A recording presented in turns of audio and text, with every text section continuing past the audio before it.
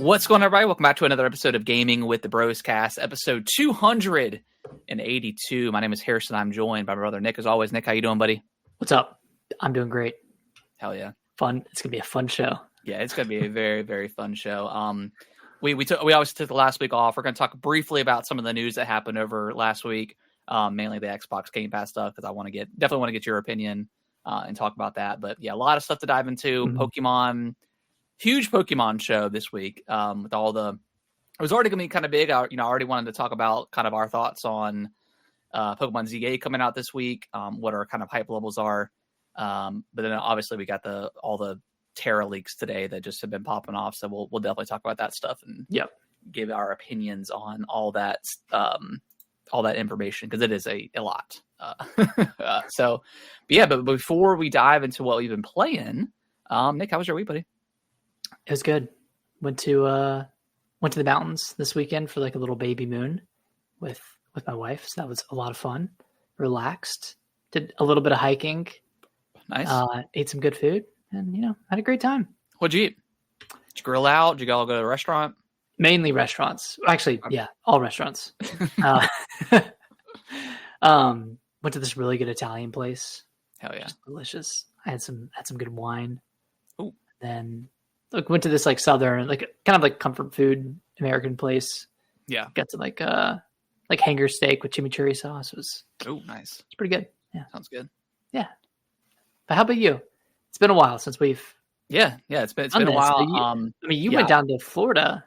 Yeah, I had an absolute me and my wife had an absolute blast in Florida. It was mainly kind of a part of our anniversary. And then we went and saw the Jacksonville Jaguars and the Chiefs game.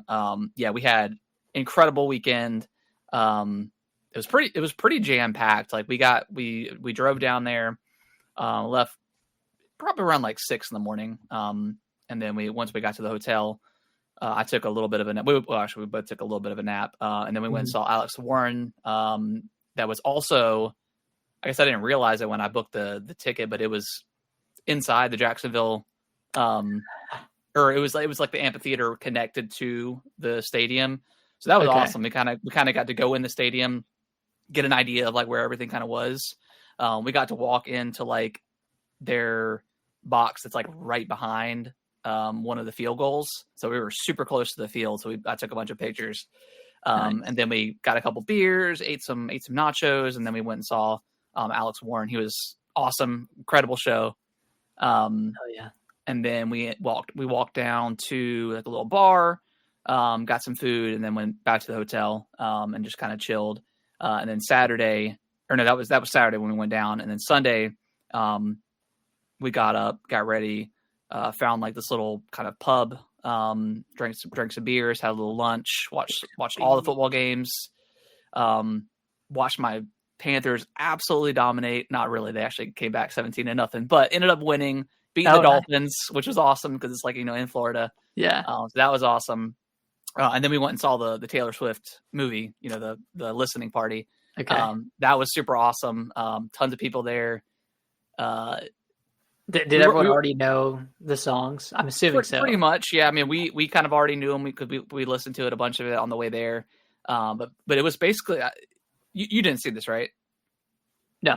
Okay, so basically the whole. I mean, it was the countdown of all 12 of the tracks, and there was just a music video, not music video, like a lyric video. I mean, it had Taylor like posing and a bunch of different scenes.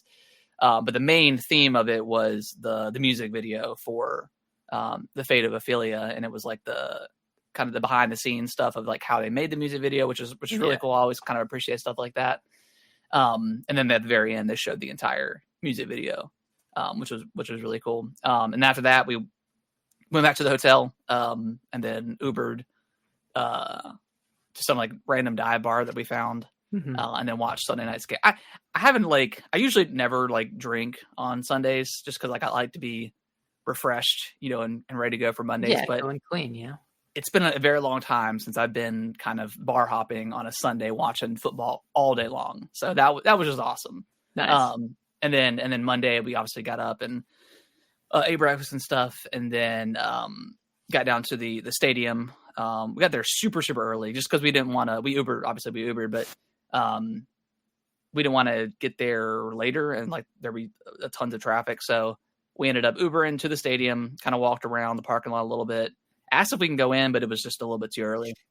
So we walked down and there was this bar that was blaring the new Taylor Swift. So we're like, all right, well, we know what y'all are doing. So let's go. It's the siren call. It was really cool because like, obviously it's a Jacksonville bar, right? But it's so close to the stadium that I guess whenever they have games, they always do like, dual banners and stuff. So they had a ton of Chief stuff, ton of Jaguar stuff.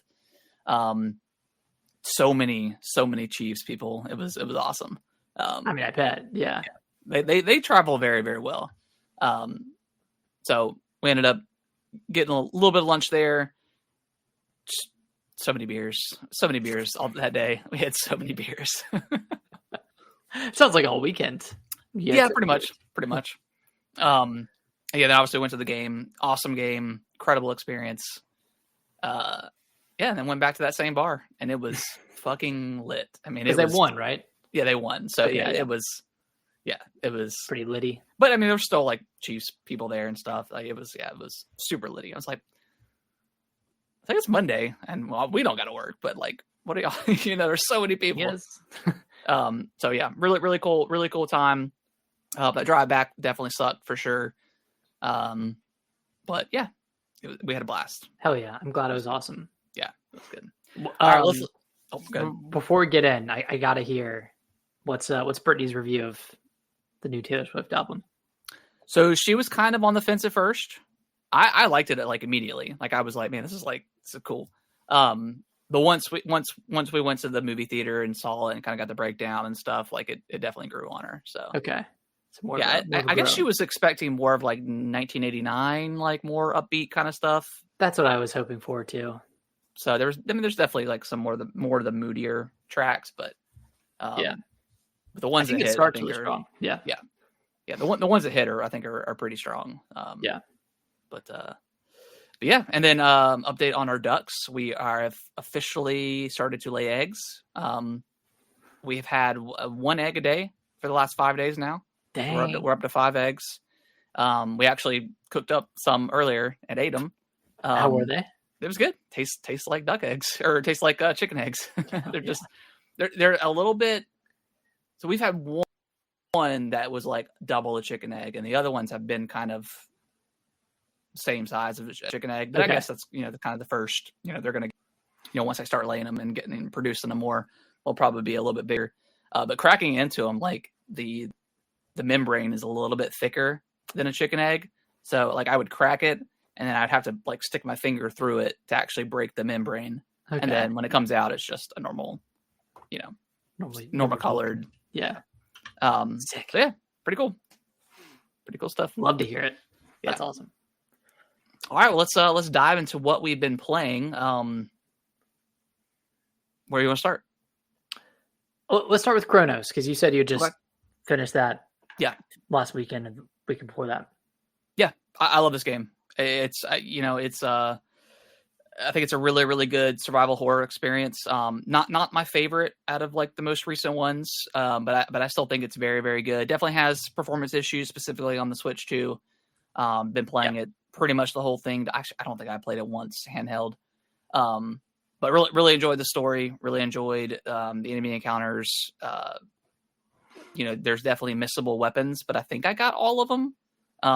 So like I definitely took my time and when I was kind of traveling throughout the environments. I think it's a really, really solid survival horror game. I like it a lot. Yeah, it's like a very solid like 8 out of 10. Yeah. Horror game. Nothing amazing. It doesn't, do anything specific to stand out, but everything it does really well. Yeah. And I think that's, that's pretty awesome. Yeah. It does what it does. It doesn't try to be. I think they're going to make a sequel to it, which is cool. I mean, it definitely ends in a way that there could be potentially be a sequel. So yeah, really enjoyed the story. Really enjoyed what they did with it. Had some cool enemy encounters, enemy designs. Lots of variety of enemies as well. Like there's a decent amount. With some of the kind of the beginning is a little bit more of the same enemy wise, but then once you kind of get once the story starts to really unfold is where like the enemy designs kind of change and you get a little bit more variety. But you see like the wall crawlers and they're like bigger guys, right? That explode, I think. Yeah, you have like you have like you have the wall crawlers, you have like the babies, which I thought was kind of a cool like twist when they show that happen for the first time. Yeah. Because you see them and I guess you don't think about it. And then there's like once you get to the hospital, it's like, oh, those are kids. Okay. Very, very Dead Spacey in that way. Yeah, those are kind of freaky. Yeah. I mean, it's so funny. This game has so many parallels with Silent Hill 2 remake, which obviously was done by Bloober Team as well. So I feel like they were inspired because you have the apartment section, you have the hospital as well. That's what I was thinking. It was it's like a blend of Silent Hill 2 and Dead Space design wise. Yeah. And then you have the mechanic of going into a different, like a Silent Hill 2, you're kind of like going into a different version of that world after each level, and then you go back. Whereas in this one, you kind of go to a different time period, and it's like, okay, it's really cool. I'd highly recommend it if you're a survival horror enthusiast like we are. It's really really good. And if it's if you're waiting to play it, catch it on sale or something, I'm sure it'll go on sale relatively soon. But yeah, it's really good. Nice. The only like gripe I have is like the melee combat just sucks. Like it's almost useless. Good. Yeah, melee combat's just pretty useless overall. Which I mean, it does say in the notes, like in the loading text, it's like if you run out of ammo, or melee is an option, but it's not a good one. Like they pretty much they say that like somewhere in the text. So yeah. I wish it was a little bit better, or you got some sort of like melee weapon or something that could be a little bit more effective, or you could upgrade your melee attack and your stomp attack. But other than that, I think it's a really solid game. I don't think I ever burned in enemies when they were sitting on laying on the ground. I think I probably did it once or twice, but I usually just kind of rolled with the punches. Yeah, because especially near the end of the game, like it gets to a point where there are so many enemies on the ground, and it's almost easy to kill an enemy while they're merging. Yeah, so it's not like it's a big deal. Like I would like drop the pyro a lot and like try to just burn a bunch of enemies around me that were still alive, but I wasn't trying to get the dead ones necessarily. Either way, it's a cool mechanic. I'm glad that mechanic was in the game because it did add some intensity having the enemies merge or try to before pop them off. But so definitely recommend that game. Yeah, just real quick. Do you mind if I dive into Silent Hill F? Speaking of survival horror. So I think last time we had our podcast, which was a few weeks ago, I wasn't super high on it. Didn't love the combat. I think, that was my main gripe. Combat sucked. Yeah. A few days after that podcast, played a bit more of it, and then it started to click. I unlocked a specific mechanic in like the shrine. There's like two worlds. There's like the main world in Japan, and then there's this like shrine dark world essentially. Yeah. And you unlock a specific mechanic in that dark world that enhanced the combat for me, at least on that side of the game. And then, for like the main, I call it the main portion of the game, just kind of progressing and unlocking not new skills, but like increasing your like power and your abilities, like that just kind of helped the game for me. Like it made the combat a little bit more manageable or at least a little bit more fun. And then the story really picks up near the end, and it ends in a really titillating way where you kind of have to play through it again to fully understand it. And I think you have to like really play through it 3 times. And I'm like halfway through my second playthrough, and like the dialogue and stuff is already different. You don't have to like spoil anything, but do you get any sort of like weapon or anything to incentivize you to play through again, like kind of like they do in Silent Hill 2? So makes it a little bit easier. You can, but you have to go through like a sequence of things to unlock it, and I have not unlocked it yet. But you do unlock, I would say, an equivalent to like the chainsaw from Silent Hill 2. Cool. But it's like it takes like most of the second playthrough to unlock, so it's not like you get it like immediately on New Game Plus. Okay. Yeah. Does it carry over like the abilities that you've unlocked? Does that carry over? They do. Yeah. Okay. Yeah. Cool. All that stuff carries over. Okay. Cool. Yeah.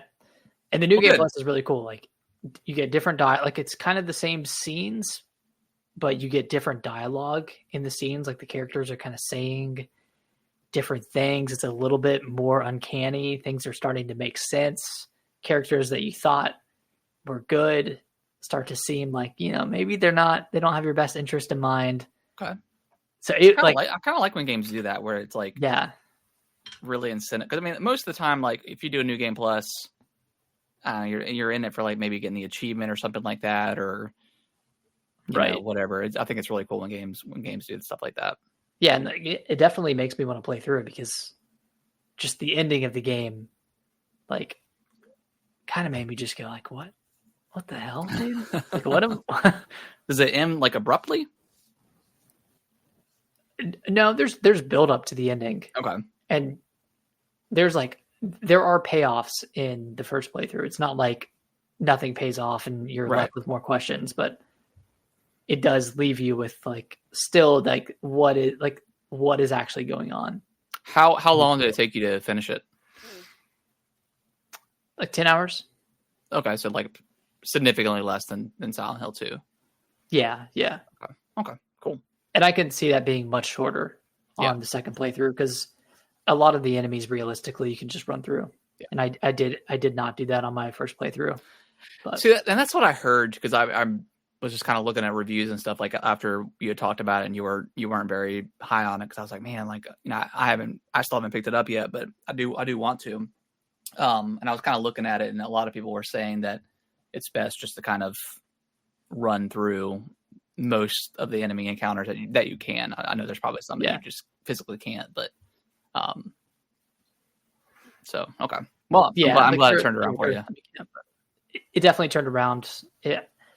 I was rocking like a 6 out of 10. Yeah, you weren't very high on it. I wasn't very high on it, and now I'm up to like an 8 out of 10. Okay. So like now, I mean, obviously we don't have a ton of experience with Silent Hill games. Like comparing this to 2, scare wise, because that's kind of the big importance in this game. What are we thinking? What are you thinking here? Scare wise, still less impactful than 2. Okay. I think 2 is like hands down like the 2 is scary. One of the scarier games I've played. Like I thinking back to the prison section, like even the labyrinth section was pretty scary. Like every level was pretty scary. Like even the apartments, like kind of the first area that you go through.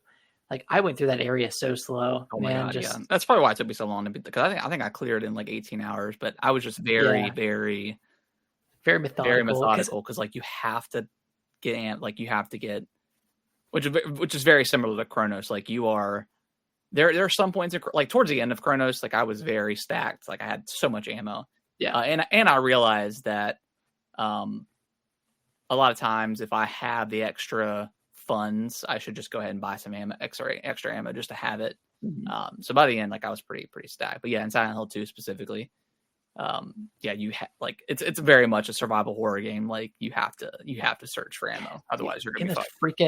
Freaking mannequins that were everywhere. Yeah, getting jump scared by those constantly. yeah. That's the only time like I actually enjoyed the controller making a sound, because you just know that something's around, and 9 times out of 10 it's the mannequins that just go straight up and they're just like literally hiding behind like a dresser or something. I'm like, God. Like that one. It got funny towards the end, but yeah, it did, because you could like, because once you get used to it, you can kind of like peek around the corner, like I see you there. There you are, you little son of a bitch.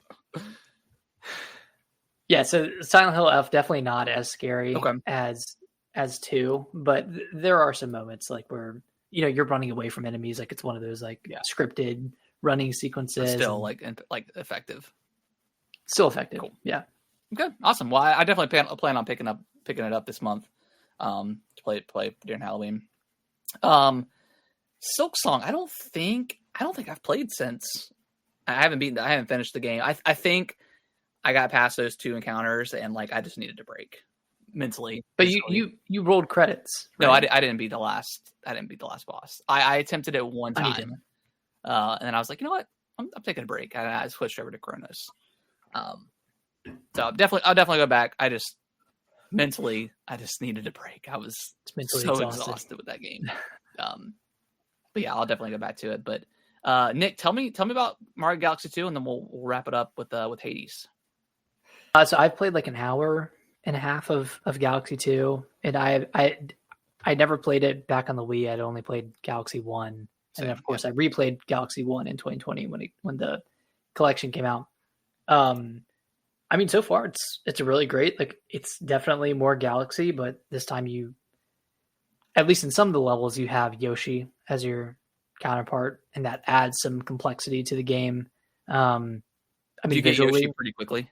Yeah, like within the first 2 levels, you get you get Yoshi, and you don't like get him permanently. It's just kind of level specific. Yeah. I mean, visually, the game looks beautiful in 4K. Like, yeah, looks pretty good. Like, some of the textures are like, it looks like an up-res Wii game. I'm not gonna lie to you. Like, yeah, but it looks like a 4K Wii game. So, yeah, it definitely doesn't sound like it was the kind of the care that Prime got, right? No. Yeah, definitely not. But it still looks good. I mean, yeah, looks good and runs really great too. It runs at a solid 60. So cool. No complaints there. Yeah, but it's cool. I mean, it's more level based than Galaxy 1. Like, it's kind of like a 3D world where there's an overworld map essentially, and you're going from level to level. It's not like Galaxy 1 where you go into the observatory and select a star map. Yeah, like you still have a hub world, and it's just this floating planet of Mario's head. So is it quicker? Because like I will say, like with Galaxy, like going into the observatory, then you have to go into the galaxy and then click. It's just a lot of like very slow just to get into a level. This is way quicker than that. Okay. Yeah. Like you still have to, like, if you get a star in a level and there's two or 3 stars available, you still have to restart it because sometimes the level can change depending on what star you select. Similar to what Sunshine did that. Every other Mario game, basically. Yeah, pretty much. Yeah. except for Odyssey. Yeah, Odyssey, yeah. Yeah. So there's still that to it, which does like take a while to cycle back through. I wish there was an option to, when you finish a level, it gives you like a selection of like, hey, do you want to like immediately move on to the next star instead of having to go back to your hub world and then select it again? I just wish there was that kind of like streamlined mechanic, but it really doesn't take too much time, so I can't complain too much. Okay, cool. Yeah. All right. Well, let's talk about Hades 2. Nick, how far are you into? I know you last time we talked, you had finished the underworld area. Yeah. I've finished the underworld like 4 more times. I'm like 25 to 30 hours in. I still have not completed the surface. I've gotten to the final boss, and it's just really hard. It's way harder than the underworld, in my opinion. But I'm having a total blast with it. Like, even though I'm dying I've gotten to the final boss like 2 or 3 times, and died, and never too frustrating. Yeah, because you can always see how a run is going to play out. Like halfway through, you're like, I'm not necessarily getting the boons that I want. Yeah, my boons aren't synergizing the way I want them to, and like you can always change that, of course. Like you can, there's always a chance to turn a run around, but sometimes it's tough. It's just kind of a lost cause. Yeah. But I'm absolutely loving this. I'm like this could definitely be in my top 3 this year. Like, man, top 3's looking stacked. Yeah, it's like every other week. It's like, all right, this could be my top 3. It's like, okay, when I don't know. If it's gonna be the top you can only have 3 in the top 3. Yeah, you can only have 3. I feel the same way. Like, I really, really like this game a lot. it's definitely clicked more in this game than it did in the original one. Mm-hmm. I was kind of getting to that point a little bit, where I get with roguelikes, but then I unlocked the ability to upgrade your weapons. There you go. And then I was like, okay, there's got to be something more than just boons, and then I found out you could do that, and I did that. And obviously, like I think the biggest focus is like the cards, the Arcana cards, and using your psyche to unlock and be able to hold more at a time and stuff like that. So yeah, I really like it. I still haven't beaten. I think the farthest I've gotten in the underworld is to Cerberus, and I died. I got there one time. I did that last night and died. And then I did the incantation to be able to go to the surface world, and I beat the ogre, I think, and then made it past the ships, and then I think I died. Cerberus is below, right? Yeah, Cerberus is underworld. I think I ended up dying to some enemies after the ship sequence. Okay. At some point, so didn't make it super far on the surface world, but yeah, I really like this game. It's cool. Nice. A lot of systems. So many systems. Have you like increased your Death Defiance quantity up to the max yet? Is that the Arcana one? Yeah, it's one of the cards. Like if you die, you come back to life. Yeah, I've got that one. I didn't know can you upgrade the Arcana cards? Yeah. Oh, see, I haven't unlocked that yet. Oh, it might be an incantation that you have to do, but yeah, you can upgrade them, and you should look into that next time you boot up the game, because you can increase the amount of lives you have. Well, I got that one on, and then I've got the trinkets or whatever the ones that you can equip. So I've got one where it's like if your health goes to 0, you go up to like how many points it, like I think I've got that one maxed up, leveled up to the max. So I've definitely got some of that stuff on there, but yeah, you should upgrade the Death Defiance, because you can get up to 3 additional, I guess, or up to 2 additional lives. Oh, with that. Okay, that's huge. Once I got that leveled up, I think that's when I was able to actually beat the game. Now, I'll say right now, like I can definitely beat Hecate, the witch. Mm-hmm. I can definitely beat her first try for sure, but the sirens are still a struggle. Okay. Yeah. What's hard about them? Nothing particular. Like I know their moveset. It's just I just die. Just take too much damage. Do you go for the drummer first? Probably, yeah. Yeah. Okay. But I will say, like, I'm just kind of been experimenting with the weapons. I did upgrade the skulls, the ones that you fly out, and I had a really great run with them last night, where I had like the scorch on them, so they did fire damage, and then I had them where they automatically came back to you, and that was like huge. Oh my god, it was so good. I didn't know you could do that. Yeah, there's a boon that you can get, or some sort of boon that you can get, where it'll automatically come, and then it's like, and then I got several more boons or upgrades where it would shoot out even faster. So it was just like, it was awesome. Should I play with the skulls? Because I've only done one run with them.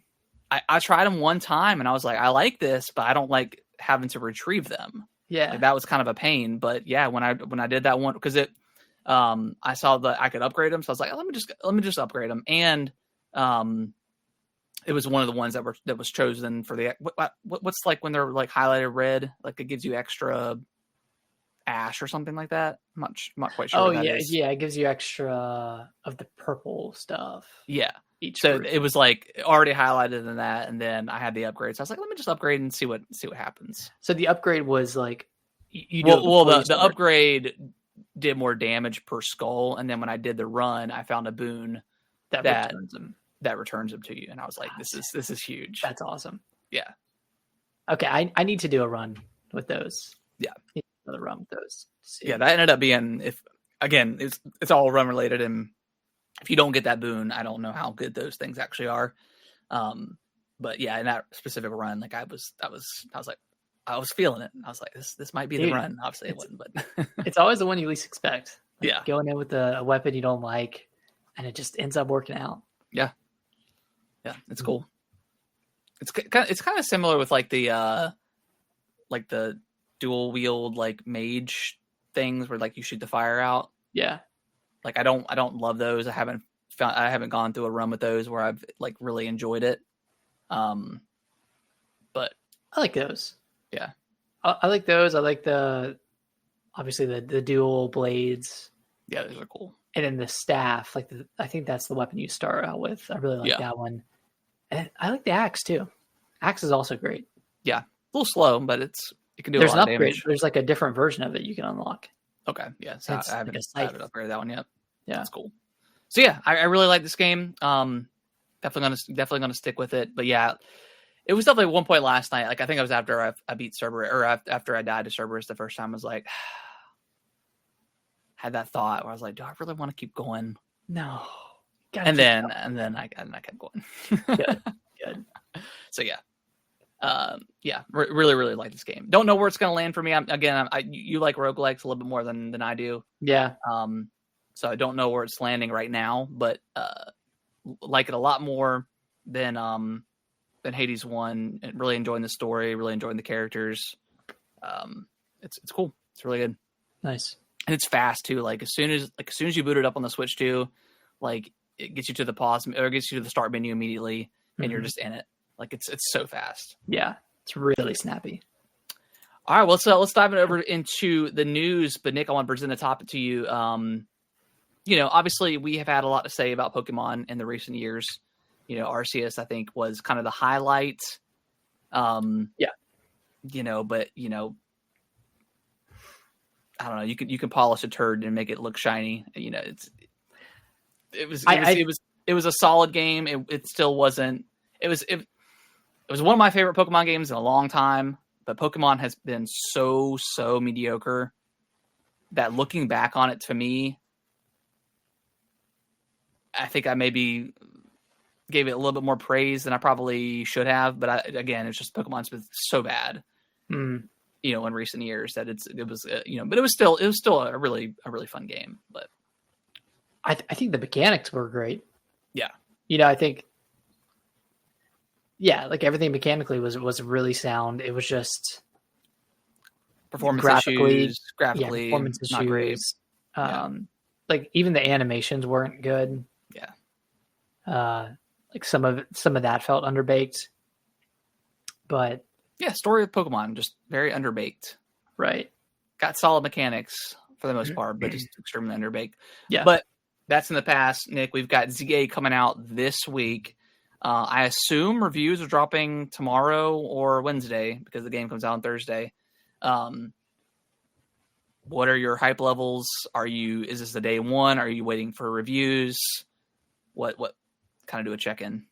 Hype level probably like sitting around a 4 out of 10. Okay. I mean, just being honest, like I kind of forgot it was coming out this week, and to this point, I haven't loved like the setting of it all just taking place in Lumio City. Like it kind of looks bland, and the combat looks pretty great. Like I like the what is it? Not live action, but is it live action? I mean, I guess like real time. Real time. Yes, real time combat system, like similar to a Xenoblade. Yeah, I like that aspect of it, but I can't get over the fact that this game just looked bad visually. Yeah. Even on the Switch too, it just doesn't look very great. And I can't get past that. And maybe that will change if the reviews are really good. And by really good, I mean like higher than an 85. Yeah. But at the same time, $70 game too. Yeah. Am I really going to enjoy it that much? Even if, reviewers are enjoying it and are praising the combat system and mechanics and that kind of stuff. Like, I just don't know if I want to be in this world. Like, I don't know if I want to be in Lumio City. Yeah. And I think when they announced that, I was like, man, like I don't remember loving X and Y that much. Like I think that was kind of the start of where like I was like I'm not feeling the art style. And I think that was the coolest thing about Arceus is like you have like your hub world, your hub town, where you did all the side quests and stuff like that, and then you got to travel to different biomes and stuff. Mm-hmm. And some are uglier than than some, but they're the most. Most are uglier than most. Yeah, that is true. But that was kind of like the cool thing is going to different regions and different biomes. This one being the same, like just like you can go on rooftops and battle Pokemon. There's Pokemon certain areas where you can only. Yeah, it's weird. Like I'm not sure I love the direction they took the Legends game, but yeah, what I've seen, the combat looks like it's like pretty solid. But yeah, I think I'm right there with you. I'm like 4 or 5 hype level. Just got to pay attention to I think reviews are super, super important for this one, more so than ever. Oh yeah. Yeah. This seems like a final straw for both of us. It really does. Like both of us have been so on the fence with Pokemon. Like we always end up getting them somehow or some reason. We end up playing them, but it's never like satisfying. It's ever really, other than Arceus. I really liked Arceus, but every other one I'm just like, like this is extremely mediocre, and it shouldn't be because it's one of the highest. It's one of the highest grossing games. Yeah, one of the biggest IPs in the world. And we continue to get mediocrity out of Game Freak. And when is enough? Like, obviously, it's never going to be enough with Pokemon because people are nobody's going to boycott Pokemon. Nobody's not going to buy it. They're going to buy it. But man, I kind of wish that at some point, it's kind of like Call of Duty, right? Like Call of Duty always sells well all the time, regardless of like the quality of the game. And I don't know. We just don't ever see same thing. Obviously, Call of Duty looks incredible, like visually wise, but we haven't seen like a bunch of big changes in that franchise. Mm-hmm. And I guess they don't need to because the game still sells well. It's kind of the same with Pokemon. Yeah, that's the thing. And I think they did get a lot of backlash for Scarlet and Violet, and just based off of just because of the performance and the graphical fidelity. And it sounds like they're trying to kind of make good at some point in the future with Gen 10 or whatever it is. But yeah, it doesn't feel like they're making a lot of improvements with ZA. And the Switch 1 version is still going to be pretty terrible. Yeah, that's the curious thing. I'm waiting is like, how bad is that going to perform? Yeah. Like the Switch 2 is kind of saving this game because without it, I feel like it would just not go over well. It wouldn't go over well at all with critics and the general public. Yeah. And it's probably the same way like Metro Prime is going to be. Like it's probably not going to run. I mean, the Metro Prime 1 ran really well. So, I mean, maybe that's not going to be the case with Prime 4, but I expect obviously to run way better on Switch 2. But so yeah, I think we're kind of the same sentiment. Like we're, it's Pokemon's fault at the end of the day. It's like their games have just been so mediocre and just not up to the standard we think it should be. Again, multi-billion-dollar franchise. You're only dropping $10 million, per game. Like, man, just put a little bit more effort in. I would appreciate it. But yeah, or it just could be our time to step away from Pokemon. And that's fine. That's fine. All right, let's dive over into the news. We're going to go back a couple weeks. Xbox obviously had their Game Pass increase. Added some incentives. If you're a Fortnite fan, you got like the monthly pass that they offer.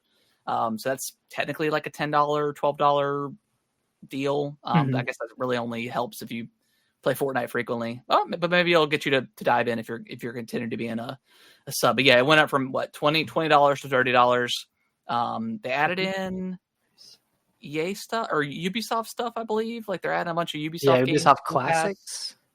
So they're adding value to the service, but increasing it by 50%. So you and I have both canceled our subscription. And I think for me specifically is very telling of the times of Xbox. I've had Xbox Live and now Game Pass for 20 years since it originally came out. Damn. And when Halo 2, like I wasn't immediately, I didn't get Halo 2 immediately. But once I did, I obviously immediately got Xbox Live. Yeah. And have had it. I don't think I ever canceled it. I'm not. There could have been a time at some point where it got canceled, but I don't think I ever did. So I've had it for 20 plus years, and yeah, I'm not spending $30 a month. Like I may, when a game comes out that I really want to play, like maybe next year, when Gears comes out or something like that, I'll drop the $30 and play it. But yeah, there's no longer because I mean to be fair, like I haven't played Game Pass in a while, really Xbox in a few months now. Yeah. But I didn't mind necessarily like that $20 coming out every month, because I'm like, oh, if something drops that like I haven't played, like I'll at least try it out. Yeah. I don't have that luxury anymore with $30 a month. Yeah, $360 a year. Yeah, that's crazy. That's like, I mean, that's 6 $60 games, or what, like 5 $70 games. And I don't think I've played 5 Game Pass games this year. No, definitely. Like, I haven't even tried 5 this year, I don't think. And this is their best year like they've ever had in terms of like games. So yeah, I just don't think for me the value's there. Again, it's not to say that I won't go back to it, but yeah, for now it's just too much I'm just not personally getting the value out of it anymore. Yeah. So here's what I played this year. Avowed. Yep. South of Midnight. Yep. Blueprints, which, okay, Avowed's like $60. South of Midnight is 40. Blueprints is what, 20? 30. Expedition 33, that's 50. I played a bit of the Oblivion remaster. I think that was 50 as well. Yeah, I played like maybe an hour or two. And I think that's it. That's like 5 games, and none of them are, none of them were like full $70 games. Yeah. And then I haven't played anything since then. So like, yeah, it's not really worth it. I'll again, like I will re-up Game Pass. Maybe I'll like go to Costco and get a Game Pass card for like $25 or $20 and do that rather than paying $30 a month to not play anything. Like, yeah, that's the thing. It's like if there was something, and they say there's going to be a ton of games coming out, but they've been saying that for a long time, and I just don't think Xbox. I don't know. I can't get the benefit of the doubt anymore. Like this is like literally the only year where they've like consistently put out some pretty quality stuff. And Expedition 33 wasn't even published by them. It was just on Game Pass, right? Which is awesome. Like that's again like there's value in Game Pass in that regard, because I mean that's one of the best games of the year. One of the best games of like the last 10 years. Like so there's value in that, and I understand that, but yeah, it's crazy. And almost like bought it. And it's $30 right before like Call of Duty comes out. Like, yeah, you know what I mean? And like they're taking away like, are they taking away something in Call of Duty? Like they're not offering like credits anymore. I don't know. I think they're changing it up. Like, or like the Battle Pass is not included, I don't think, in Game Pass anymore. Like you have to purchase it. I'm not quite sure how. Anyways, so yeah, I just don't think the value is there anymore, and it's a shame. And the thing is, there comes to a point where we're like, it doesn't matter how many games you add to the service. It doesn't matter how many hundreds of games are on there. At a certain point, like it's just not worth $30 a month, because one, I only have so much time to play games in the first place. Yeah. So like I'm never gonna play the slew of games that are on Game Pass. It's like that doesn't really matter. It's more about how much is it per month? Is it more than every other subscription that I have? Yes. Yes. So obviously it's going to be an outlier. It's going to stand out, and it's going to be the first to go. Yeah. Like that's just the way it is. Like it can slide by at 20 because everything else is 20. Yeah. Now it's like, holy shit, that $30. That's crazy. That's crazy. That's nuts. Yeah. I mean, again, I've had Xbox Live and Game Pass for years and years and years and years now. Not as long as you, but I've had it for a long time. And if you and I are both canceling, that's a bad sign. Yeah, that's not a good sign. And you know, we've had 2 price increases with consoles now with Xbox, and granted, you know, we're already in it, so it's like it doesn't really impact us. But you know, tariffs aside, man, like it's starting to feel very greedy. Like we're talking about like digital goods here, man. Like, and you're increasing the price of your service. You know, we've had literal years of drought of Game Pass stuff. You know, there's been some highlights with like Liza P. You know, that's the third party stuff. And now we're finally getting into the good stuff, and you're charging us. You're increasing. You know, for the good stuff. Yeah, but man, you know, I don't know. Or at least grandfather us in. Like if we've been Game Pass subscribers for a while, like grandfather us in. Dude. Like it's insane. So, you know, they backtrack their $80, you know, Outer Worlds 2, you know, commitment. Obviously backtrack that back to 70. They tried. 4 people pre-ordered it. Yeah. At $80. Yeah. So I don't know. Again, we always say vote with your wallet. And if you've deemed something not worth it, just don't buy it or wait for it to go on sale. And I think that's where we're both at with Game Pass. So, all right, well, let's move on. So I'm not gonna get to like the nitty gritty of the PS6 stuff, but some information came out about it. Apparently, it's supposed to release in 2027. I know that's technically, I mean, that is 7 years after the PS5 launch. It still feels too damn soon. Like I feel like we still haven't gotten a lot of PS5 stuff. Like, you know, first party stuff. And I think that's because, like, so, you know, generational run with PS4, a lot of like really great continuations of franchises and reboots of franchises. You had like Uncharted 4, Last of Us, God of War had its reboot on PS4, and then those all continued on PS5. But we have not gotten like a net new franchise on PS5, with the exception of like maybe Astrobot, which was already a franchise. Like that already existed, but like we haven't gotten something to the caliber of a Last of Us, or even like a Spider-Man. We just haven't seen that on PS5 yet. We've just seen sequels to the greatest hits of the PS4. Yeah. So it just doesn't feel like we've like entered like that. And it's like what's Naughty Dog's new game? Intergalactic. Intergalactic. That's going to be a PS6 launch title. Like, come on, there's no way that's launching. Yeah. I think it'll be PS5. I think it'll be PS5 in 2020, early 2027, and then it will come to PS6 with the new edition. I like what you're. I like in it. late 2027. The definitive edition. Yep. I don't know. I mean, obviously, we're getting like Wolverine like next year, which looks incredible. Mm-hmm. Super excited for that. I mean, and Saros looks pretty cool too. Which one is that one? The sequel the spiritual sequel. Yep. That looks really cool. So we're getting games like we just got Ghost of Yotei, which you know a lot of people like a lot.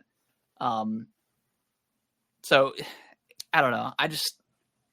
Maybe this generation is just kind of a wash, you know, with the COVID era, you know, the COVID years, and now we're getting to the point where the consoles should be coming down in price, but they're going up by 50%, 25%. And then just I guess like my main concern is just what the heck is going to be the price of this thing. Because I mean, if the Pro is already $750, the 6 is going to be $700, $800, and that just feels at least. wrong. Mm-hmm. Like 500 was like almost like, okay, like this is a lot of money for a console. Right. Yeah, and the baseline is only getting higher as the price of the PS5 is increasing, like just like the Xbox Series X, like that. You know, if that cost increases, like the Series X goes to, I mean, what is it up to now? 650? 650, yeah. Then that means that whatever the next Xbox is going to be is at a base going to be like 700. Yeah, and the ROG Xbox is what, $600 for the base model, and then $1,000 for the high end model. Yeah. Which, I mean, $600 for, I guess, for the handheld stuff, like that doesn't seem like super egregious, because that's kind of in line with everything else. But yeah, this may be one of the first generations where I don't opt in early. Well, you might need to, because it might increase in price. That is true. And, I mean, unless there's just like some killer apps where like you have to have it, it's not going to be cross-gen.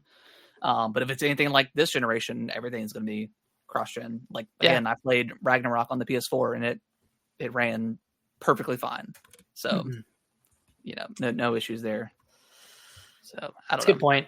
I think my main issue with PlayStation this generation is just they only have like 2 games a year. Yeah. And like this year just happened to be a year where I haven't gotten either one of them. You know, I didn't get Death Stranding 2. I'm not going to get Ghost of Yotei. Yeah. But then you have the years with like Spider-Man 2. Astrobot. And last year with Astrobot and like Silent Hill 2 last year. Stellar Blade. Stellar Blade was great. You have like really good like exclusives for PS5, but yeah, I hate that we're being so negative, but I mean, that's kind of the way, like it feels, again, like I've never felt like I've been priced out of gaming, but it feels like that. Not necessarily right now, because I mean, again, we've already got all the consoles, so we're fine. But right, yeah, if they go, I mean, if the PS6 gets announced and it's $800, yeah, I'm good. I don't think I'm going to pick that up. No, that's just insane. Same with Xbox. Definitely same with Xbox. Yeah, Xbox. Yeah, I'll probably just pass on Xbox. Series X is probably the last console I'm getting from Xbox. Yeah. So yeah, yeah, it's kind of sad. All right, let's move on to the best news of the year. My favorite fighting game of all time, DBZ Fighters, is getting new DLC in 2026. Just when we thought the game was dead, not dead. It's still, people still play it. When was the last time it got DLC? Probably 2 years ago. Jesus. And it was just like a random like character. Okay. That was the last. Yeah, I think that was the last time. So, I mean, I would just like them to do a sequel. But what do they do with the sequel? Like, where do they start from? Do they start? Yeah, I don't know, because there's so many. There's so many characters in the game. Yeah, this game came out in 2018, so it's 7 years old. But yeah, they're adding like a couple of Gokus from Daima, the newest TV show. Which, you know, I like that show a lot, so I'm excited to see those characters in the game. But yeah, that comes out in 2026, and then there was also like a balance update as well that came out on the 12th yesterday. So is this getting rollback? It's had rollback for about a year now. Okay. Yeah. For some reason, I thought that was going to be like in the sequel or the next game. Yeah. No, yeah. That I think that got updated. I think sometime last year, I believe. Okay. So yeah, very excited. Love that game. So presumably this means no sequel for a while. I would say probably not. Okay. Yeah. How many characters are in this game? Like, not counting like the 1,000 Goku variants. So this isn't quite like Sparking Zero, where there's literally like every single variant of Goku in it. There is like, you do have like your base Black. Goku. You have your Super Saiyan Goku. You have Super Saiyan Goku, Super Saiyan Blue, Super Saiyan 4, Goku Black, Vegito. I mean, you have all like the main variations. 30, probably 30 plus. I would say characters. It's not like Spark and Zero where there's like 100 characters in the game. It's ridiculous. Okay. But these Dragon Ball Z games just have a tendency to live on forever. Like Xenoverse 2 is still getting DLC updates. And that game came out before Fighters. That game came out in like 2015. 10 years later, it's still getting, and granted, it's gotten all whenever the new shows come out, they add in the characters and stuff like that. But that game's still popular. I think it's more popular than Spark and Zero is, which came out last year. I just don't think that game hit as hard as people wanted it to. Yeah, man, and then Kakarot's that's still getting DLC. So it's crazy. Damn, this game's they last forever. And good for them. I mean, that means people are playing and buying the DLC. So. They're like other than like Fighters, they're probably like the best 7 out of 10 games you'll ever play. They're so much fun. they are so much fun. I need to play Kakarot. Yeah, you should. Does it have a Switch 2 version? I would love to play it. It does. Yeah. It's got a. Oh, I don't know about a Switch 2 version, but it does have the Daima edition on Switch 1. Which comes with all the DLC. It might have a Switch 2 version. I'm not sure, or maybe it's coming. Next up, Assassin's Creed. There was a game allegedly set after the events of the Civil War, but it was canceled due to political climate concerns. And then Assassin's Creed Shadows is coming to Switch 2, according to a French retailer. It makes sense, Makes sense that it's coming to Switch 2.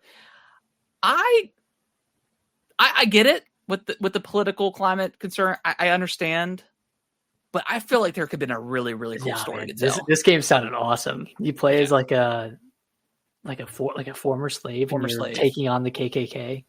Essentially, that sounds fucking off. Like how, I don't know, rewarding would it be to do that? Like in a game? Yeah.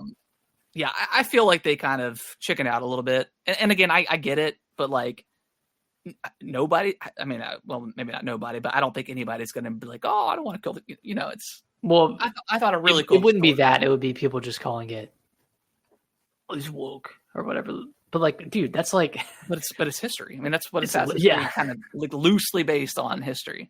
Yeah. But I thought that could be like one of the most interesting stories that Assassin's Creed could have done. And that's like the whole point of Assassin's Creed. It's like, again, like loosely based on historical events. So like, why not?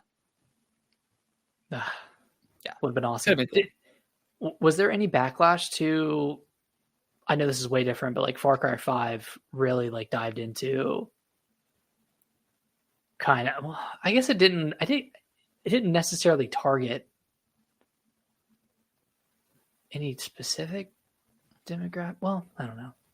I don't think it did. I think it was just like it was like a cult almost. It was like a cult. Yeah, it was like cult. Yeah. Related. I don't think there was anything like, I don't remember any sort of like racial or like political issues. I mean, I'm not. I think there was maybe some political stuff going on with that game. But racially, I don't think so. Yeah, I could be wrong. I don't know. I didn't play 5. I haven't played Far Cry since Primal. Did you play 4? Yeah, I played 4. 4 was really good. Oh, 4 was before Primal, wasn't it? Primal was after 4 because Primal. Used the same map. Used the same map. Yeah, just so funny. But that game was really cool. I like that a lot. Nick, you want to read the next one? Oh yeah, Expedition 33 has some DLC, some expansion stuff coming. I think next year. I don't think they explicitly said when it was coming. But it's gonna have like new biomes, obviously new bosses to take on. Yeah, I don't know if this is gonna be like one of those DLCs where it's like you have to access it from like the main story, or if you access it via like a menu I hope it's the latter because I started New Game Plus. Maybe I still have a save file that's like on my completed run, but if you haven't played, how deep did you get into New Game Plus? Like just enough to get that mime at the beginning. So I did the same thing and I reverted back. So you should still have that. Because I think it saves like 10 or 11, 12, something like that. So you should be able to get back. Okay. Cool. But yeah, I would imagine that's probably what it is. It's probably some sort of like painting or something that's going to open up on the map, and then you go to it. And it's a new world. Yeah, I'm excited, man. Again, this is probably my game of the year right now. Mm-hmm. I mean, it's still that damn good. That's just everything about this game is incredible. So yeah, going back to this, I was hoping they would do some DLC. Even if it's not like huge, like expansion style. DLCs, just give us some new bosses and stuff like that. Yeah. And this game has sold 5 billion copies. Yeah. So far. Huge. That's incredible. Yeah. So deserving. Yeah. Very excited. My friend Matthew is currently playing through this game. He's been playing through it for a few months. And he just got to Act 3 the other day. And he texted me and he was like, dude, holy shit. Like this changes everything. Yeah. It's like, yeah, man. It's absolutely incredible. I'm so excited that he's playing through it. Yeah. The game is great. And then obviously the last up is the Pokemon leagues. We're not going to talk about every single league. There's a ton. I guess sort of some of the standouts to me is like the last couple of games only cost the Pokemon Company $10 to $13 million to make, which is absurd for return on investment here, because like they're literally making like hundreds of millions and billions of dollars on this franchise, on these games. So good on them, but also like, damn, maybe put in some more money, maybe increase your team for Game Freak so we can get some better quality games, is kind of where I'm at with that. Agreed. I mean, Scarlet and Violet sold at least 25 million. I don't know the exact number off the top of my head, but that puts it at like $1.5 billion of gross revenue. And the dev cost is just a fraction of that. If it's, somewhere between 10 and 15 million, like that's so crazy. And I know there's marketing costs as well, and then the cards, man, like obviously the cards are based on the games. So they don't make new cards or they don't make new, like they wait for the new games to come out to start creating like the new series of cards, which I've obviously gotten into a lot more this year. So I kind of understand the craziness of that. And that's more popular than ever. So I just want better quality. Like Pokemon deserves to have better quality games. It does. But if obviously all the leaks and stuff have come from Central Leaks over on X, but here's kind of like the layout this person posted 3 hours ago. So 2025 to 2026 is the Mega Dimension era, which is obviously ZA and then the DLC.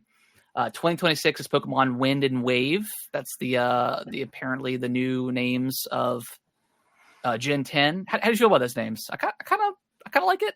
Yeah, not bad. Yeah, not bad. This one it's going to have like MMO elements. Like it's going to be open world potentially is what it's looking like. I don't know if I trust Game Freak with an open world Pokemon game. Is it going to look worse than the games now? That's kind of my biggest concern. There's a new graphics engine as well. Okay, so that's good. Yeah. And then that's Gen 10, and then 2027 is the Gen 10. The code name for Gen 10 is Gaia. So Gaia DLC in 2027. And then 2027 to 2028 is codename Ringo, which is the new Pokemon Legends game set in the Galar region. Okay. So you're looking at the Sword and Shield games for that era. 2020 in the UK. 2028 to 2029, codename Seed. It's an online multiplayer multi-region game. Kanto, Johto, Hoenn, Sinnoh, Kitakami. That sounds awesome. Like that'd be sweet. I don't think we've had a multi-region game since Gold and Silver. and you could go back to or Kanto, I believe. Is it Johto's the original? I can't remember. You go back to the original region and play through that and fight your character from the first game. Yeah, which is awesome. And I don't think they've done that since. And then 2030 is Gen 11. So crazy that we got literally the entire roadmap of these games, and it sounds like it's pretty legit. Based off the leaks. Obviously, it's a leak, so take it for a grain of salt, of course. But I mean, this seems pretty plausible. This is as leaked as you can get. I mean, this is reminding me of that Insomniac leak from for Wolverine. From a year ago. Yeah, that was insane.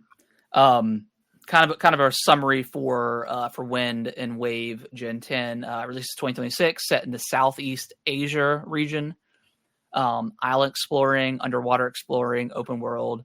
The main themes are infinity and survival in the jungle. Procedural generation for islands. Okay. Brand new graphics engine and Switch 2 exclusive. Nice. It sounds awesome. Like it kind of sounds like, I'm assuming obviously either you're traveling on a Pokemon or a boat or something like that. Mm-hmm. It sounds really cool. Like when Wind Waker maybe meets kind of Pokemon. Hopefully there's like weather events in this. Could be really, really cool. That'd be cool. So I'm trying to be positive. All this stuff sounds really, really awesome. Again, this is kind of like going a little bit kind of Zelda-esque. I feel like every like Nintendo franchise, we're always pointing out, okay, this is the Breath of the Wild moment. But in Pokemon Wind and Wave, the player will be able to challenge the final boss right away after getting the ability to traverse the sea, and will be able to defeat it and see credits. However, obviously, it'll be a lot more difficult. So again, sounds incredible. Pokemon Wind Wave, you get the seed Pokemon at the start of your adventure, and you must raise it to a certain level to be able to enter the island for the main legendary. The island is procedurally generated based on how trained the seed Pokemon is. The evolution for the seed Pokemon will be procedurally generated, including unique patterns for flowers and fractals. So every player will have a different looking seed Pokemon evolution. Wait, this is for Gen 10? Gen 10, yeah. Okay. I know it talks about seed Pokemon somewhere. Like what that specifically is. Let me pull up my let me share a screen real quick. So just kind of again, I'm on Central League, so like this is like the water animation and stuff like that. For what, like, it looks good. Like that looks, for like an early build, looks solid. Yeah. I'm just trying to see where it sees. I was talking about the remake. They were talking about like right here, like they were inspired by Xenoblade X. Okay, cool. You used to pitch the game. Wow. So yeah, a ton of. I mean, again, go on Central Leaks and look at everything. There's so much stuff. It's honestly absurd how much is out there. Yeah. So yeah, really, really cool. Looks very promising. It looks more promising than I think any other Pokemon game has ever looked. Obviously, we're seeing behind the scenes stuff that's not meant to be seen, but from all the information, it sounds like it could be a really, really cool game. So, yeah, I'm hoping these leaks are true. Hoping they're being really ambitious, both graphically and mechanically. And I'm just glad that Gen 10 is going to be switched to exclusive, and they're not trying to feed off of the Switch 1 still going into 2026. Well, that's usually what the Pokemon Company does, is they usually wait a year or two before they introduce the next generation of Pokemon, because they want like a solid user base of the new system. And by the time this comes out in probably November of next year, there'll be a lot of Switch 2 owners on the market, and potential customers. But yeah, I mean, this is what we wanted as a kid, right? Like the open world MMO style Pokemon game. Yeah. with Arceus, we finally got to the point where like the catching mechanics are really great, and they kind of stepped back a little bit with Scarlet and Violet, where it wasn't quite as seamless, especially with like the battling. So this sounds like it's going to push it into an even farther direction of where we're kind of where we want it to be at. So yeah, again, all promising stuff. Game Freaks just has to deliver. And that's the biggest what if, Right. And this kind of sucks for them that this all leaked out, because now there are expectations. It's going to be super high. Yeah. Yeah. And we don't know how old this information is. It could have already pivoted. So we'll obviously just have to see. We'll have to wait for, Pokemon Day next year to see anything for Gen 10. But yeah, I mean, I don't want to say I have high hopes, but I have high expectations for what Gen 10 is going to look like. Yeah. I will say I did not read a ton of this stuff going into the show. So yeah, maybe if ZA doesn't do it for me, maybe this will, and I'll be bought back in. Yeah. But it sounds cool. It sounds really cool. Just make it look and run good. Yeah, that's all we need. That's all we need. All right, Nick. Any final thoughts on any of the news stories, games, all that stuff? What's your final Metacritic prediction for Pokemon Legends ZA? I'm gonna say 84. 84. I'm gonna say 78. Wow. Okay. I mean, Arceus was like right around that, wasn't it? Yeah, it was like 83. Okay. 82. Okay. All right. It was pretty good. 84 and 78. We'll see. 78 would be pretty a huge bummer. Do either of us have this on Metacritic, on a Fantasy Critic? Oh, that's a good question. I believe you do. I think it'll get around a 92. Yeah, you do. Okay. Yep. Nice. Well, then I hope it's good. Hope it's good. I'm currently sitting at a 196, and you're currently sitting at a 165. Jesus. What happened? With so you got Legends ZA this week, and you've got Keeper, which I think Keeper should be a pretty high score. I've got Ninja Gaiden 4 next week. You've got Outer Worlds 2. I've got Dragon Quest 1 and 2 remake. You've got Hyrule Warriors Age of Imprisonment. I've got Black Ops 7. You've got Career Riders Octopath Traveler 0, and then I've got Metroid Prime 4. Black Ops 7 could come back to bite you. Yeah, it could. It could. Yeah, it definitely could. And you still have 2 more games you could pick up. I know. I did end up picking up Mario Galaxy 1 and 2, and it got me 17 points. I saw that. So I snuck that in. Yeah. I don't even know what games are left. Yeah, I'm not sure. I'll have to look what's trending. Arc Raiders, Ball and Pit. Oh, that game looks pretty good, actually. I don't know. Marvel Comics good. Cosmic Invasion. I bet that'll be pretty good. Yeah. Yeah. That's just what's on the trending list. So, all right. Well, we'll be back next week. We appreciate everyone watching and listening to the show. If you can review us on your favorite podcasting platform of choice, greatly help us out. We'll be back next week, potentially talking about Pokemon. Maybe. We'll see. If it ends up being good, maybe not. Either way, we'll talk about it. We'll talk about the review scores. Yeah. See how it's hitting with people or isn't. So we'll definitely talk about that. Other than that, we will see you next week. Bye-bye. Bye-bye.